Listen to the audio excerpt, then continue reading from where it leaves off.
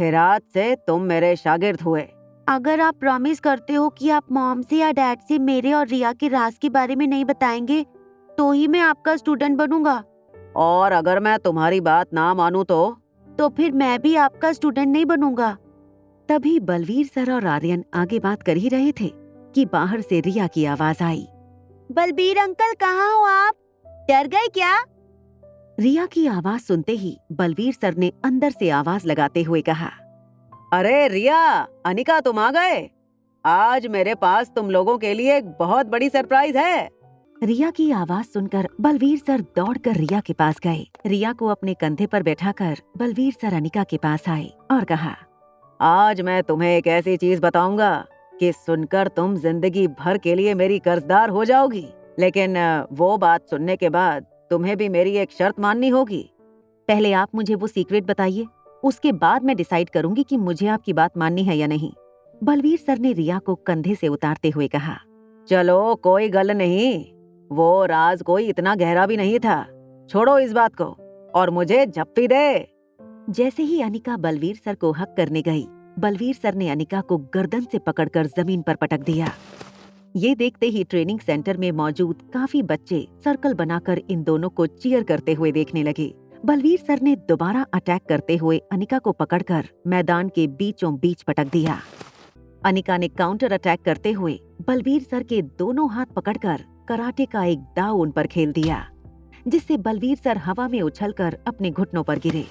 अगर without practice तुम मेरे साथ फाइट में बिना हारे गेम में बनी रह सकती हो तो जरा सोचो, अगर प्रैक्टिस करोगी तो सिर्फ इंडिया नहीं, वर्ल्ड चैंपियनशिप जीतने की ताकत रखती हो तुम। अच्छा, अगर आपको सचमुच ऐसा लगता है तब ठीक है।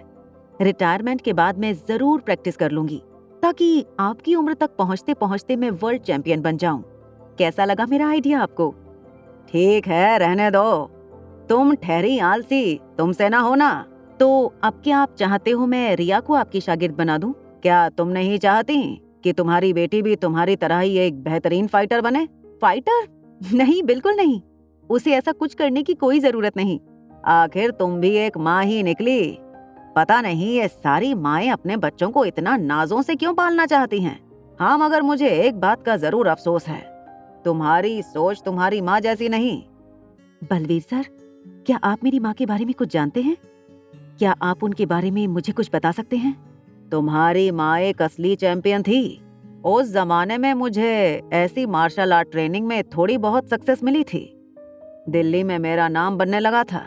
अनिका पुत्र, जो हुनर तुम्हारे अंदर है वही हुनर मैंने तुम्हारी माँ में भी देखा था, मगर तुम्हारी ही तरह उसने भी मेरी ऑफर रिजेक्ट कर दी और फिर अचानक कहीं गायब हो गई। बलवीर सर की बातें सुनकर अनिका के मुंह के एक्सप्रेशन से साफ पता चल रहा था कि वो बहुत कंफ्यूज थी। बलवीर सर ने अनिका से आगे कहा, मुझे इस बात का पता नहीं था कि वो घर छोड़कर क्यों चली गई। फिर अचानक 2 साल के बाद तुम्हारी माँ मेरे पास आई। उसने मुझसे कहा कि मैं तुम्हें यानी कि उसकी बेटी को अपना शागिर्द बना लूं। उसने मुझसे कहा कि वो कुछ ही दिनों में मरने वाली है। उसने मुझे तुम्हारे बारे में जो इन्फॉर्मेशन दी थी, उस इन्फॉर्मेशन के जरिए जब तक मैं तुम तक पहुंच पाता उससे पहले तुम्हारी माँ चल बसी। अनिका की आंखों में आंसू देखकर बलवीर सर ने कहा, नहीं यार, उसे याद करके रोना नहीं। भले ही तुम्हारी माँ की जिंदगी बहुत छोटी थी, मगर उसे जिंदगी का तजुर्बा बहुत ज्यादा था। उसने अपनी जिंदगी में काफी उतार चढ़ाव देखे थे। क्या तुमने दिल्ली के गुलेरिया खानदान के बारे में कभी कुछ सुना है? अनिका ने ना कहते हुए अपना सर हिला दिया। बलवीर सर ने कहा, दिल्ली का गुलेरिया परिवार और मारवा परिवार दोनों बहुत पावरफुल माने जाते हैं। तब गुलेरिया खानदान और पूरे गुलेरिया इंडस्ट्रीज को संभालने वाला करण गुलेरिया काफी स्मार्ट और इंटेलिजेंट माना जाता था। करण गुलेरिया के साथ तुम्हारी माँ की सगाई हुई थी। जब मैंने सुना कि तुम्हारा पूरा नाम अनिका गुलेरिया है तो मैंने सोचा तुम करण गुलेरिया की बेटी हो, मगर अफसोस ये सच नहीं था। एक लंबी सांस भरते हुए बलवीर सर ने आगे कहना शुरू किया, तो बेटा, करण गुलेरिया एक बहुत ही एम्बिशियस आदमी था। एक बात का सबको पता था कि अगर इसी तरह करण गुलेरिया ने अपने बिजनेस को आगे बढ़ाया तो वो दिन दूर नहीं था जब गुलेरिया परिवार मारवा परिवार को पीछे छोड़कर दिल्ली का सबसे बड़ा बिजनेस एम्पायर और बिजनेस फैमिली बन जाएगा। और ऐसा हुआ भी, मगर ज्यादा देर तक नहीं। पता है क्यों? अनिका बस फटी आंखों से बलबीर सर को सुन रही थी। बलबीर सर ने अपने ही सवाल का जवाब देते हुए कहा, क्योंकि तुम्हारी माँ के गायब होने के बाद अचानक करण गुलेरिया बिल्कुल बदल गया था। ना तो उसका काम में मन लगता था और ना ही परिवार में। देखते ही देखते गुलेरिया खानदान का बिजनेस बड़े बड़े लॉस करने लगा। आज भी ऐसा कहा जाता है कि वो ज्यादातर अकेला रहना ही पसंद करता है। ना कभी फिर किसी से प्यार किया, ना ही शादी। बलबीर सर की ये बात सुनकर अनिका को करण गुलेरिया के लिए बहुत बुरा लग रहा था। अभी अनिका ये सब सोच ही रही थी, तभी बहुत बड़ी बात उसके ध्यान में आई। उसे अपनी माँ की फार्मा कंपनी का नाम याद आया, अनिकर्णा फार्मास्यूटिकल्स। अगर अनिकरण शब्दों को तोड़ा जाए तो दो नाम से बना एक नाम था। अनिका और कर्ण को मिलाकर अनिकरण फार्मास्यूटिकल्स।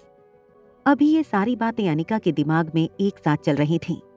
तभी बलबीर सर अपनी जगह से खड़े हुए और अनिका से कहा, तुम यहाँ थोड़ी देर बैठो, मैं जरा चलकर देखता हूँ दोनों बच्चे क्या कर रहे हैं। अभी अभी उसने बलबीर सर को ये कहते हुए सुना कि मैं जाकर देखता हूँ दोनों बच्चे क्या कर रहे हैं। सर की ये बात पर अनिका हैरान हो गई। अनिका भी अपनी जगह से उठकर सर के पीछे जाने लगी। आगे की कहानी जानने के लिए देखें अगला एपिसोड सिर्फ पॉकेट एफएम के यूट्यूब चैनल पर। और एक लड़की को देखा तो के सारे एपिसोड को सुनने के लिए डिस्क्रिप्शन में दी गई लिंक से डाउनलोड करें पॉकेट एफएम ऐप।